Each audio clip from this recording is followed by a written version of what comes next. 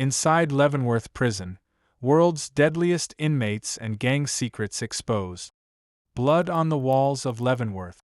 Before we begin, hit subscribe, drop a like, and leave a comment, because what you're about to hear is one of the darkest stories ever to come out of an American prison. The night was thick with silence, the kind of silence that hangs over an old stone fortress like a warning. Leavenworth, Kansas, a sleepy Midwestern town known less for its rolling fields and more for the massive prison squatting on its edge. Its looming walls and castle-like turrets had stood since 1903, casting long shadows over the landscape, a reminder that inside, the most dangerous men in America were locked away. But on a winter night in the late 1970s, the silence cracked open. A single scream tore through the cell blocks, raw, guttural, and followed by the sickening echo of steel striking flesh. Guards sprinted down the tier, boots slamming against concrete, flashlights cutting through the dim corridors of B Block. By the time they arrived, the scene was already written in blood. An inmate lay sprawled against the bars, his throat slashed open, his body jerking in its final spasms. The dead man was no ordinary inmate. He was an informant, a rat, and in Leavenworth, that was a death sentence. Rumors spread like wildfire across the tiers that night, whispers of a hit ordered not by a random gang soldier but by someone far more powerful, a man locked away in solitary who somehow still controlled the yard. By dawn, every inmate knew the truth. The killing wasn't random. It was a message. Leavenworth had always been a prison run on secrets, deals, and unspoken code. Guards called it the University of Crime, where gang leaders and mob bosses treated incarceration not as a punishment but as an extension of their boardrooms. Violence wasn't senseless, it was business. The victim that night, Robert Bobby Klein, had been a low-level smuggler turned informant for the feds. He thought protective custody and prison walls would shield him. But in Leavenworth, there were no safe corners. The moment his paperwork was exposed, his fate was sealed. And the man who sealed it was rumored to be running an empire from behind his locked steel door, a Nuestra Familia shot caller known only as El Jeef. Investigators flooded the cell block the next morning. The warden stood grim-faced as federal marshals combed through the cells, searching for the makeshift blade. It didn't take long to find it, a sharpened piece of rebar, still slick with blood, hidden beneath a bunk 3 cells down. But finding the weapon was the easy part. Finding who ordered the killing? That was something else entirely. The Kansas City Star ran the headline the following week: "Blood packed behind Leavenworth walls."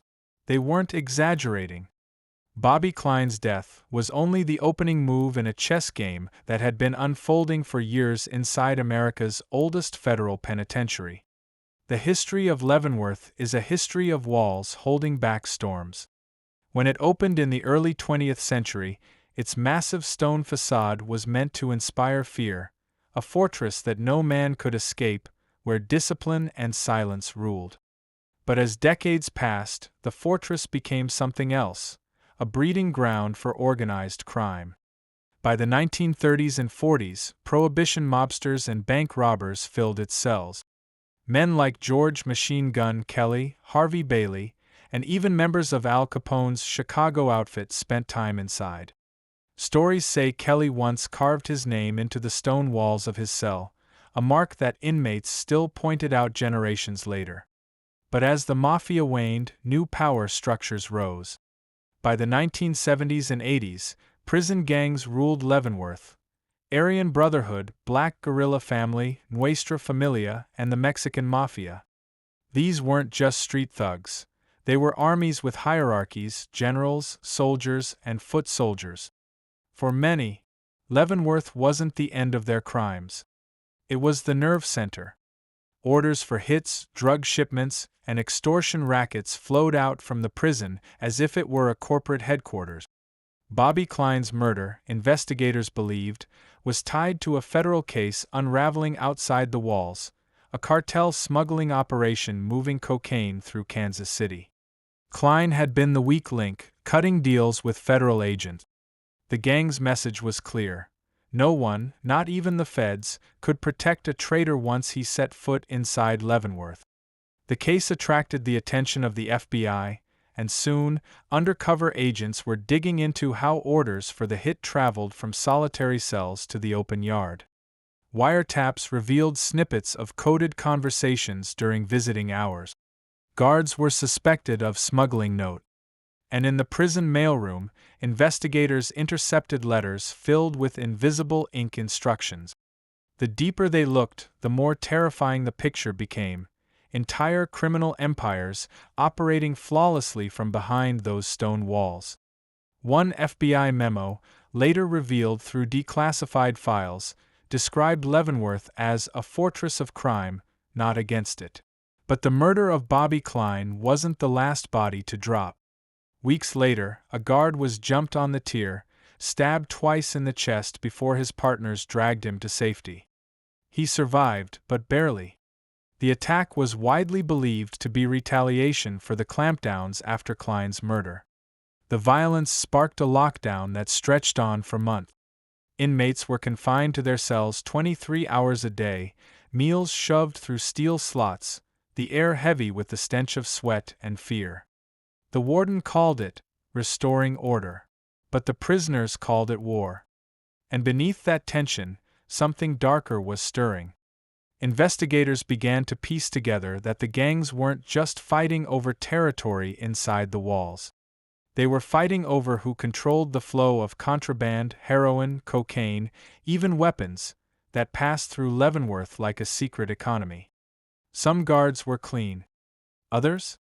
Bought and paid for. One officer was caught smuggling in packages of cigarettes wrapped around tiny vials of liquid heroin.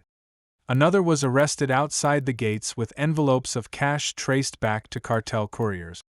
It was a game of power, and everyone inside Leavenworth played a role, whether they wanted to or not. On a cold February morning, a breakthrough came. A raid on C Block uncovered a hidden ledger. Names, dates, amounts of money owed. It was a book of debts, written in a coded mix of Spanish and street slang. But there was something else scribbled in the margins, the name of a guard. Not just any guard, a veteran officer with over a decade of service. When the FBI confronted him, he cracked. He admitted to ferrying notes between gang leaders, to slipping contraband through. He said he had no choice. The gangs threatened his family if he refused. The revelation shook the prison to its core. The warden went silent. Guards didn't know who to trust. And inmates celebrated because in their eyes, the system was eating itself alive. But what investigators didn't know yet was that the ledger was only part of the puzzle.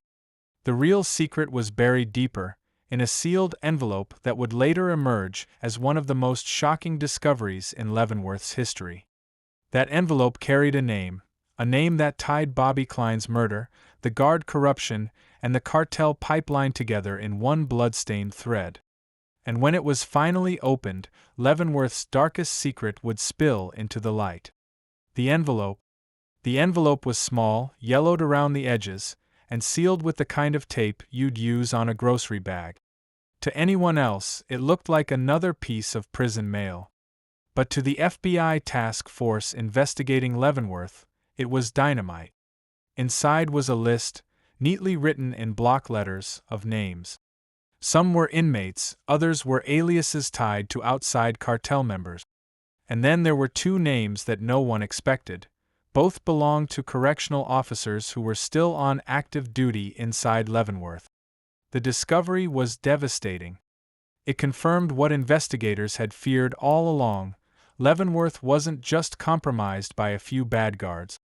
It was rotting from the inside out. The investigation began to move in secret. Federal agents met in unmarked offices outside Kansas City, whispering through files late into the night. They couldn't make arrests yet, not without ironclad proof.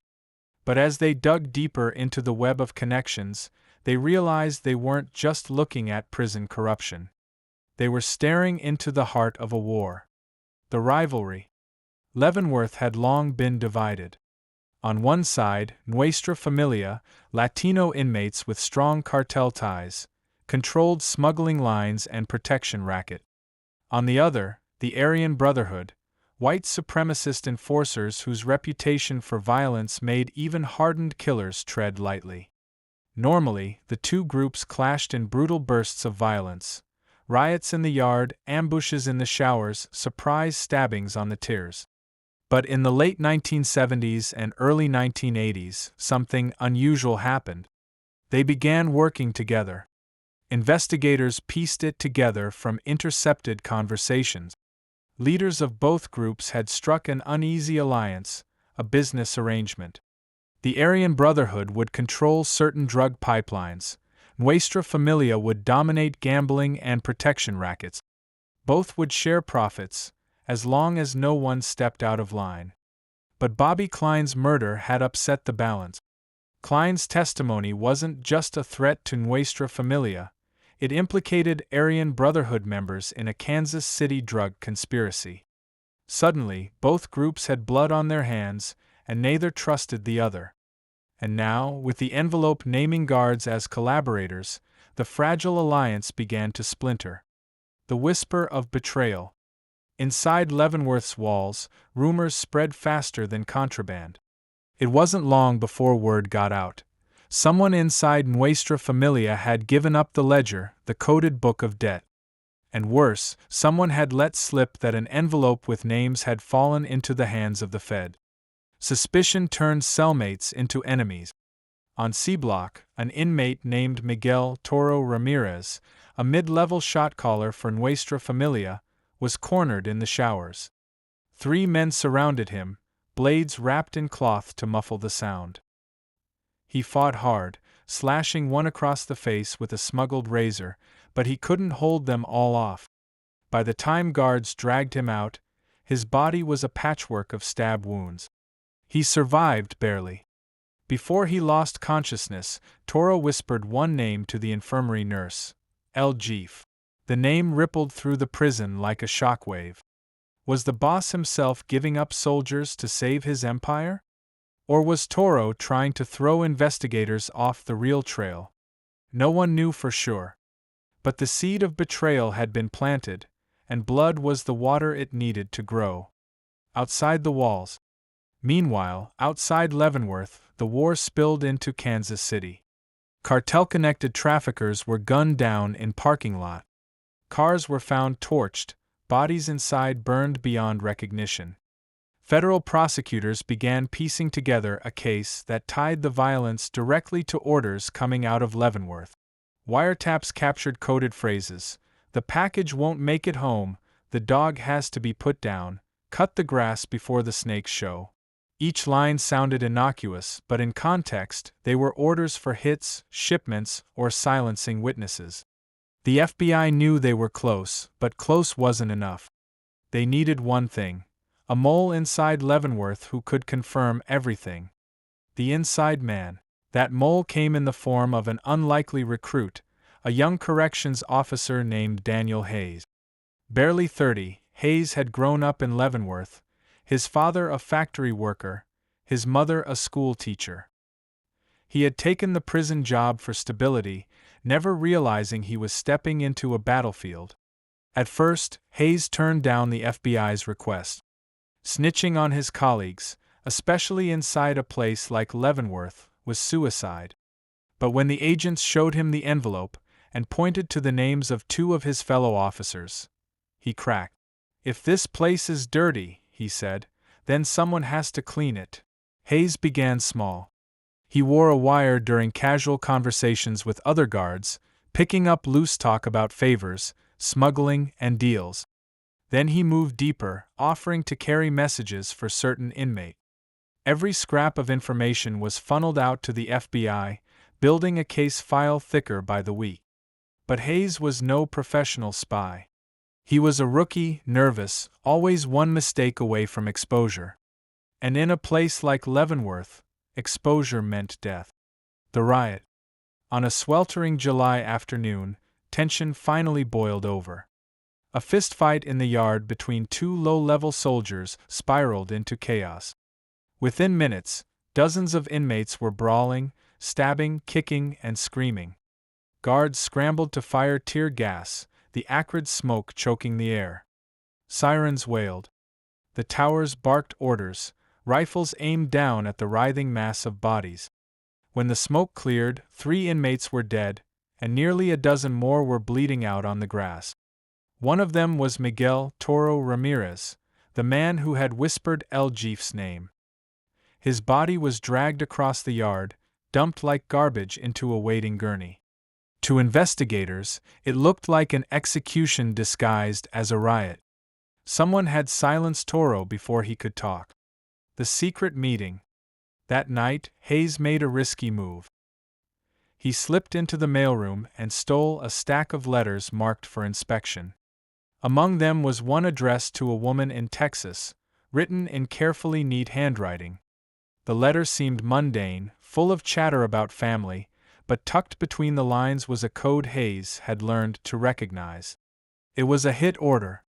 Hayes smuggled the letter to his FBI handler the next morning. Within a week, federal agents tracked the intended victim, a cartel courier turned informant.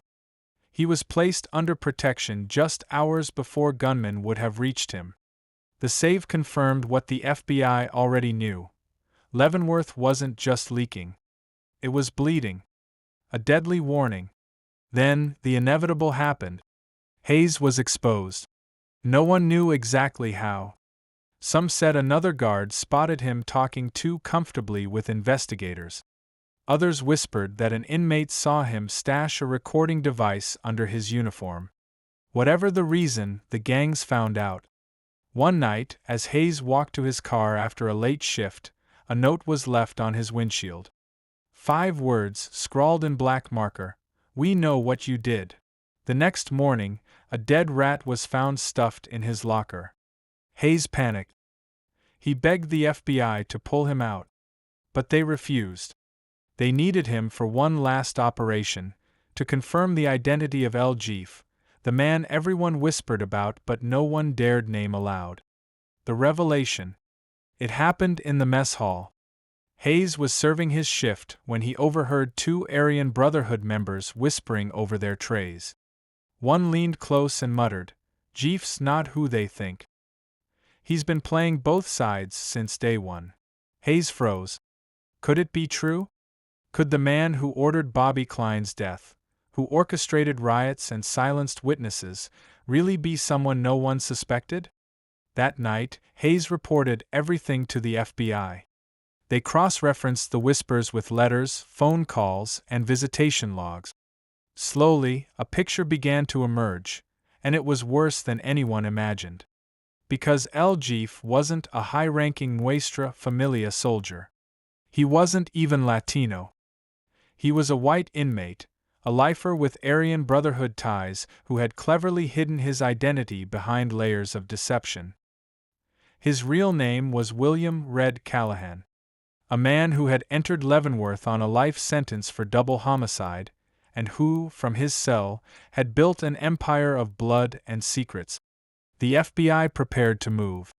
A raid was planned, a sweep of Callahan's cell and the confiscation of every scrap of paper, every coded letter, every weapon hidden in the cracks of his concrete walls.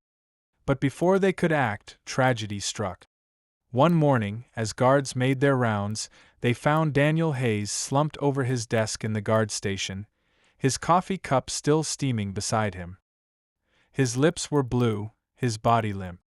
The coroner would later call it a poisoning, a tasteless chemical slipped into his drink, delivered by someone who knew exactly how to reach him. Hayes had given his life for the investigation. But in doing so, he had left behind the final clue, the name of El Jeef. Now the FBI had no choice. They would have to strike at Callahan and fast. Because if they didn't, Leavenworth would descend into chaos unlike anything it had seen before. The Red Empire. The dawn raid was meant to be swift, precise, and overwhelming, a strike designed to decapitate an empire before it could lash back. But in Leavenworth, nothing was ever that simple. It was 5:30 a.m. when the prison erupted into chaos. Boots thundered down the tiers, radios crackled with clipped commands, and the metallic shriek of cell doors echoed as tactical teams stormed B Block. The target, William "Red" Callahan, the man now unmasked as El Jeef, the invisible hand behind murders, riots, and a smuggling network that stretched far beyond the Kansas plains. Callahan was dragged from his cell half-dressed, his arms wrenched behind him, his eyes burning with cold defiance. Even as shackles clamped around his wrists and ankles, he managed a thin smile. "You boys think you've won," he muttered, his voice gravelly from years of prison smoke and shouting. "But you're just moving the pieces I left on the board." The guards didn't answer. They shoved him into chains and pulled him toward isolation. But those words, cryptic, smug, dripping with arrogance, lingered in the air long after he was gone. Because in Leavenworth, power didn't vanish with a man's shackles. It lingered like smoke, seeping into the cracks of the prison, waiting to ignite again. The files. In Callahan's cell, investigators uncovered what they hoped would be the silver bullet. Stacks of notebooks hidden beneath the concrete bunk, letters stuffed inside hollowed-out law books, coded diagrams scrawled in margins. It was the blueprint of an empire, a ledger of debts, names, and territories. But there was something more chilling inside. Tucked deep inside one notebook was a hand-drawn map of the prison itself, complete with guard schedules, weak points in surveillance coverage, and escape routes. The map wasn't the work of idle fantasy. It was detailed, meticulous, almost surgical. And taped to the last page was a Polaroid. The grainy image showed the outside of a guard's house, his children's bikes leaning in the driveway. Scribbled on the back were 3 words, "We own you." The FBI realized instantly what they were dealing with. Callahan's power didn't stop at the cell doors. It reached into the homes of guards, into the streets of Kansas City, and possibly into federal agencies themselves. Hayes had died for this information. And now it was finally laid bare. Callahan's reach. But removing Callahan from general population didn't end the violence. It accelerated it. Within days of his transfer, 3 stabbings rocked Leavenworth. Each victim was a suspected informant, accused of whispering too much to the feds. The killings were brazen, in the yard, in the showers, even in the chapel. Blood stained the cold stone floors, and guards whispered that the prison was slipping beyond control. One officer described the atmosphere in a memo later leaked to the press. "Every man in here walks like he's carrying a coffin on his back. They don't talk. They don't smile.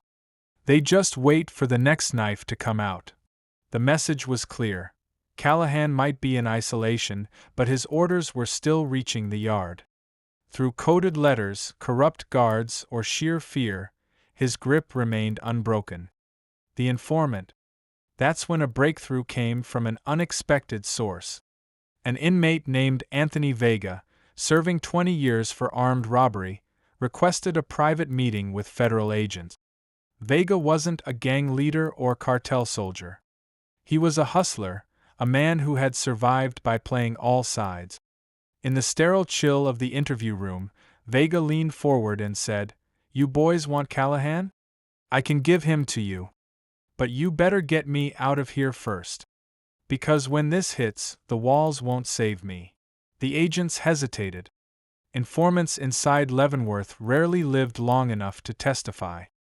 But Vega's details were too specific to ignore. He described Callahan's system of coded messages, orders disguised as Bible verses, smuggled out in envelopes that passed unnoticed through chapel mail. He named guards on the payroll, down to the cigarettes and whiskey they were paid with. And most chilling of all, he described something called the Red List. It was, Vega claimed, a death list, the names of inmates, guards, and even federal witnesses marked for elimination. Hayes's name, he insisted, had been at the top. The Red List. The FBI scrambled to confirm Vega's claims. For weeks, agents pored over intercepted mail, cross-referencing Bible verses with recorded incidents inside. Slowly, a pattern emerged. Phrases like John 12 verse 25 or Mark 8 verse 36 weren't just scripture. They were codes. One verse corresponded with a stabbing, another with a drug shipment, another with a suspiciously timed fire in the prison kitchen. Vega had been telling the truth. But the most chilling revelation came when agents finally decrypted the red list. At the top were names they expected: rival gang members, suspected informants, and problem inmate. But midway down the list was a shock: the warden himself. The realization was like a gut punch. Callahan wasn't just consolidating power against enemies. He was preparing to burn the entire prison down, figuratively, if not literally. The cartel connection. Meanwhile, outside Leavenworth, cartel violence intensified. In Kansas City, a federal witness was gunned down in his driveway. In Dallas, a courier was found strangled in a motel bathtub. Each killing bore the mark of a coordinated network, one that investigators traced back to Callahan's empire. The FBI called it the Red Pipeline, a system that funneled drugs, money, and murder orders through the Midwest, with Leavenworth as its hub. And if the Red Pipeline was real, then Callahan wasn't just a prison gang leader. He was running one of the largest organized crime operations in the country, from inside a locked cell. The betrayal. But empires rot from within, and Callahan's was no different. In early autumn, a package meant for the chapel mailroom was intercepted. Inside was a coded letter, but this one wasn't an order. It was a confession. Someone close to Callahan was breaking rank. The letter revealed details only a trusted lieutenant would know: meeting places, coded names, even stash locations in Kansas City. The writer begged for leniency, claiming he wanted out before the red list swallowed him too. For the FBI, it was the break they had been waiting for. With the informant's help, they mapped Callahan's network in detail: every smuggling route, every corrupt guard, every outside contact. But for Leavenworth, it meant something darker. Callahan's empire was tearing itself apart. And in a place like Leavenworth, betrayal was punished with blood. The fire. The retaliation came swiftly. One evening, the chapel, the very heart of Callahan's coded empire, went up in flames. Witnesses said the fire spread with unnatural speed, devouring wooden pews and choking the air with smoke. Inmates and guards scrambled to evacuate, coughing and blinded, while the sprinklers sputtered uselessly. When the smoke cleared, 2 bodies were found in the ashes. Both were lieutenants of Callahan's crew. Whether they had been executed before the fire or burned alive was never proven. But the message was unmistakable: betrayal would be met with fire and steel. The FBI strike. By now, the FBI knew they couldn't wait. A massive joint task force was assembled: federal marshals, DEA, ATF, and Bureau of Prisons Special Unit. Their mission: dismantle Callahan's empire before it triggered a full-scale riot that would leave Leavenworth drenched in blood. The operation was codenamed Iron Veil. Agents raided stash houses across Kansas City, seizing weapons and bricks of cocaine. Guards suspected of corruption were quietly arrested, their badges stripped, their names plastered across indictments. And inside Leavenworth, tactical teams swept through cell blocks in coordinated strikes, confiscating contraband and hauling gang leaders into isolation. But Callahan was ready. From his solitary cell, he managed to smuggle out one last message, a single verse written on scrap paper, passed to a loyal soldier during a routine medical transfer. The verse read, "And the walls shall fall." The following night, alarms blared through Leavenworth. Cell doors clanged open in one block, doors that should have remained locked. Inmates poured into the tiers, shouting, slamming pipes against the bars, hurling makeshift weapons. Guards scrambled to contain the chaos as fires erupted in the mess hall and smoke billowed into the night sky. The riot had begun. And in the heart of it all, William "Red" Callahan smiled in his isolation cell. Because even locked in chains, he still controlled Leavenworth. The last riot. The sound was deafening. Steel clashing against steel, glass shattering, the roar of hundreds of voices rising into a single wave of fury. The riot at Leavenworth had begun like a spark, a single cell door unlocked where it shouldn't have been, but within minutes it was a wildfire tearing through the prison. Guards scrambled to hold their lines. Tear gas canisters hissed, choking the corridors with acrid smoke. Alarms wailed, drowning out orders barked through radios. From the towers, rifles aimed down at the chaos of the yard, where inmates armed with shanks and pipes swarmed like shadows across concrete. It wasn't random violence. This was coordinated. Callahan's final order, and the walls shall fall, had been carried out with brutal precision. Doors opened in sequence, fires ignited in key blocks, distractions staged to pull guards away from choke points. The prison was no longer just a prison. It was a battlefield. The federal response. By midnight, the warden knew the facility was slipping out of control. 3 guards were already down, one beaten unconscious, another stabbed, and a third dragged into a mop closet, missing for nearly an hour before a rescue team pulled him out. The yard was overrun, and cell blocks were swarming. Desperate, the warden gave the order no one wanted to hear. Call in the bureau. All of them. Convoys of federal marshals and FBI agents raced toward Leavenworth under the cover of night. Armored vehicles rumbled through the gates, headlights cutting beams through the smoke. Helicopters circled overhead, spotlights slashing across the yard where inmates rioted like figures from a nightmare. Inside, tactical teams stacked at the doors, shields raised, shotguns loaded with beanbags and flashbangs. They weren't there to negotiate. They were there to end it fast. Callahan's shadow. And yet, in the middle of this storm, William "Red" Callahan sat calmly in his solitary cell.